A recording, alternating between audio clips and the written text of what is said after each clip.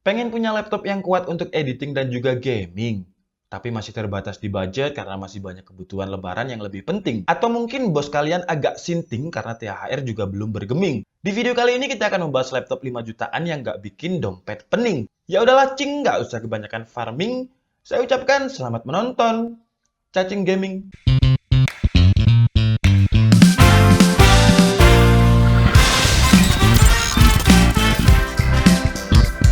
Hai guys, Handika di sini. Dan di video kali ini kita akan membahas tentang laptop 5 jutaan yang serba bisa. Serba bisa ini di sini maksudnya serba bisa untuk editing, gaming, dan juga rendering. Bukan serba bisa untuk dibanting, digunting, atau bahkan dibuat gunting. Jadi ya, nggak bisa ya, cing. Dan selamat datang di segmen retas, yaitu segmen review laptop bekas. Terima kasih buat Zulfiandri yang sudah memberikan saran ide kepada DKID tentang segmen ini. Sebenarnya kemarin ada 2 komen yang saya suka, yaitu selat dari Bang Aning yang artinya itu segmen laptop bekas ala DKID, dan karena dua-duanya ini saya suka, makanya saya floor atau saya posting di Instagram dengan quick poll, dan ternyata 75% memilih Zulfiandri. Jadi akhirnya saya memutuskan untuk memilih retas atau review laptop bekas. Jadi sekali lagi saya berterima kasih banyak kepada Bang Aning dan juga Zulfiandri, karena meskipun tidak saya iming-imingi giveaway, tetap memberikan saran kepada DKID.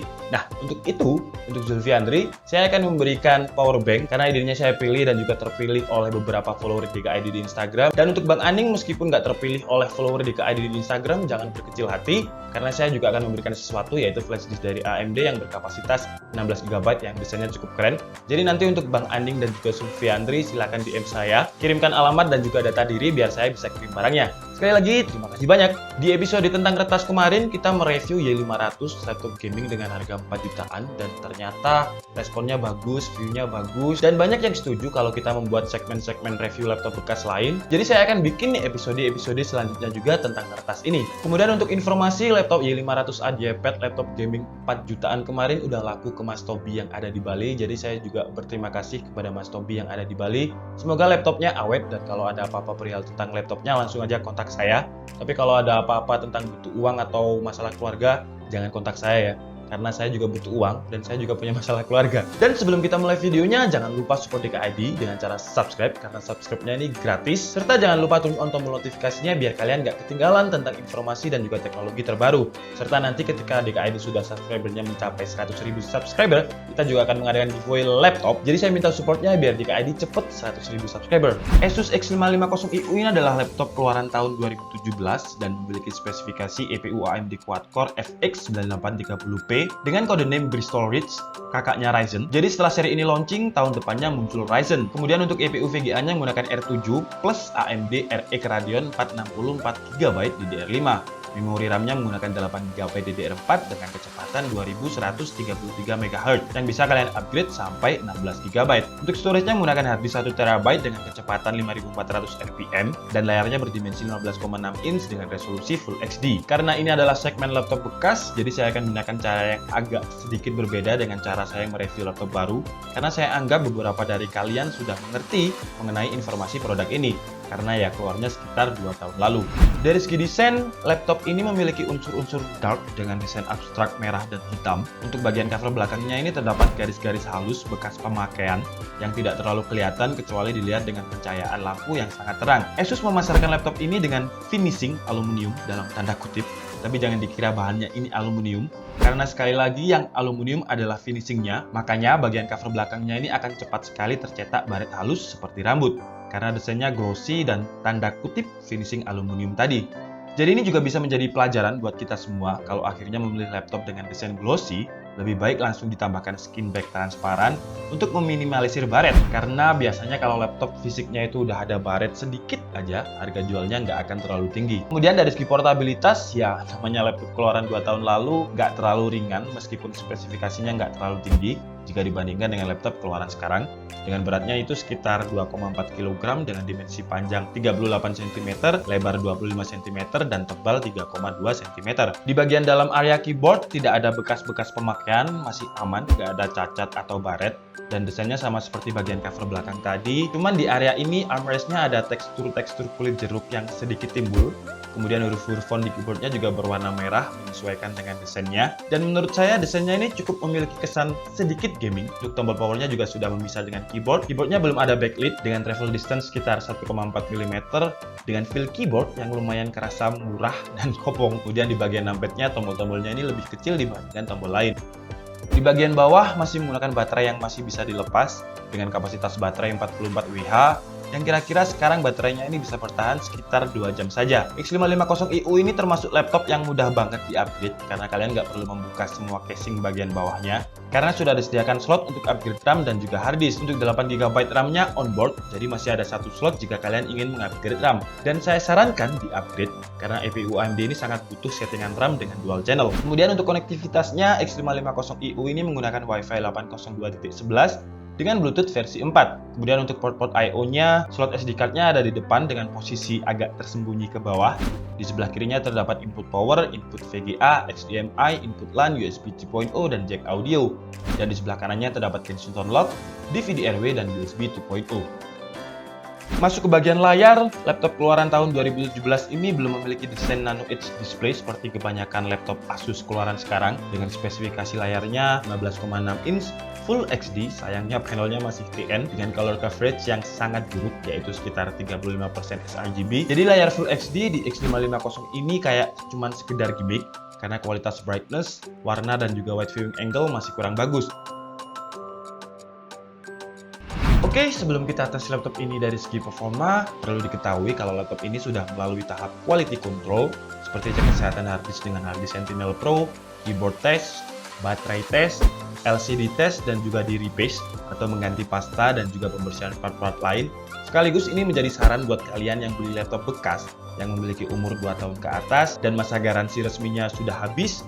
Lebih baik kalian bersihkan sendiri bagian dalamnya untuk memaksimalkan lagi performanya. Insya Allah mungkin minggu depan akan saya share tips-tips membeli laptop bekas ala DKID beserta software-software yang kita gunakan untuk quality control laptop bekas. Untuk tes performa X550iU ini, pertama seperti biasa kita gunakan Sensebench R15 untuk benchmark CPU dan juga GPU Radeon 460 dengan memonitori suhu temperaturnya melalui HW Monitor. Dan hasilnya untuk tes EPU dari AMD FX Quad-Core mendapatkan skor sekitar 246 CB dengan suhu max load 82 derajat Celcius, dan untuk tes GPU-nya mendapatkan skor 49 FPS. Tapi yang terbaca adalah R7-nya yang nanti akan saya jelaskan di bagian kesimpulan kenapa sih yang terbaca kok R7 bukan si Radeon 460. Lanjut ke tes editing menggunakan Adobe Premiere Pro. X550iU masih lancar kalau playbacknya kalian gunakan 1/2, jadi bukan full. Tapi kalau full akan agak sedikit patah-patah. Jadi saya sarankan harus upgrade RAM dengan settingan dual channel biar EPU-nya lebih optimal dan playback-nya menjadi lebih lancar. Dan video yang kita tes ini adalah video yang berdurasi 7 menit tanpa efek. Lanjut ke tes game, pertama kita menggunakan Game Pass 2019 dengan settingan XD atau 1280x720 dan hasilnya cukup playable ketika in-game, namun ketika replay akan sedikit lag dan drop FPS. Dan di PES terbacanya Radeon 7 bukan R460. Sekali lagi nanti akan saya jelaskan, sabar dulu. Di tes gaming kedua kita menggunakan Battlefield 1 dengan settingan medium, cukup playable meskipun FPS-nya ada di average 28-30 FPS. Di GTA 5 yang ke-detect adalah R7-nya, makanya data dari MSI Afterburner kosong, jadi nggak ada datanya. Dan untuk R7 hasil FPS-nya sekitar 25-30 FPS. Untuk game CSGO yang terbaca malah Radeon 460, padahal lebih berat GTA 5 dibanding CSGO. Jadi FPS-nya cukup tinggi. Ini adalah settingan HD rata kanan dan hasil FPS-nya rata-rata sekitar 60-80 FPS.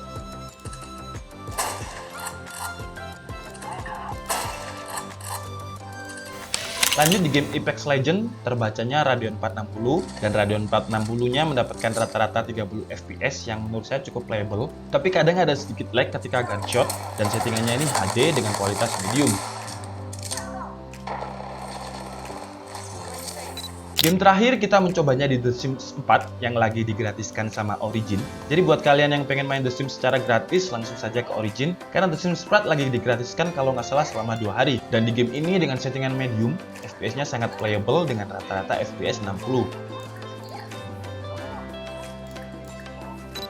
Oke guys, jadi cukup segitu aja video kita kali ini. Dan kesimpulannya X550 EU versi DKID ini adalah laptop ini dulu adalah base budget gaming laptop. Karena dulu dengan harga sekitar 9.800.000, laptop ini menjadi best seller di zamannya.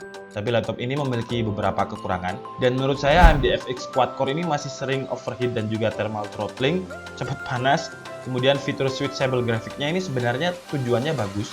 Jadi misalkan hanya digunakan untuk program ringan yang tidak membutuhkan rendering gambar berat, yang digunakan adalah Radeon R7-nya, sehingga baterainya akan lebih awet. Tapi masalahnya fitur switchable-nya ini nggak terlalu pinter. Jadi misalkan kalian main game GTA 5 contohnya ya, pada saat loading awal game GTA nggak akan merender gambar berat. Jadi yang didetect oleh GTA 5 adalah R7-nya, bukan si Radeon 460 yang memiliki VRAM 4GB. Jadi banyak game yang detect-nya bukan Radeon 460 tapi malah EPU R7-nya. Jadi akan banyak game yang detect-nya itu bukan Radeon 460 tapi malah R7. Dan gak enaknya fitur switchable ini nggak bisa dipilih secara manual, jadi benar-benar otomatis. Jadi misalkan render ringan yang main R7, render berat yang main R460. Jadi kalian harus membenchmark atau stress test dulu VGA-nya, biar yang Radeon 460-nya ini membantu si R7. Nah, setelah R460-nya ini sudah ikut membantu, baru kalian buka game yang pengen kalian mainkan. Gimana caranya tahu kalau yang bekerja adalah si Radeon 460? Kalian bisa mendownload software MSI Afterburner, dan kalau di software tersebut sudah terbaca 1250 MHz dan Radeon 460, berarti yang bekerja adalah si Radeon 460. Dan pastikan di software Radeon Adrenalin sudah kalian set gamenya ke high performance.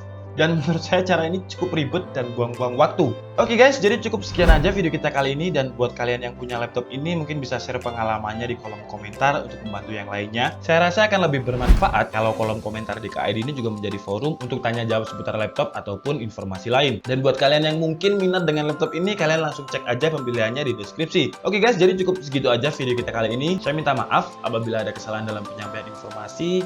Seperti biasa, kalian bisa mengkoreksinya di kolom komentar. Saya Andika Setiabudi and see you on the next video. Bye-bye!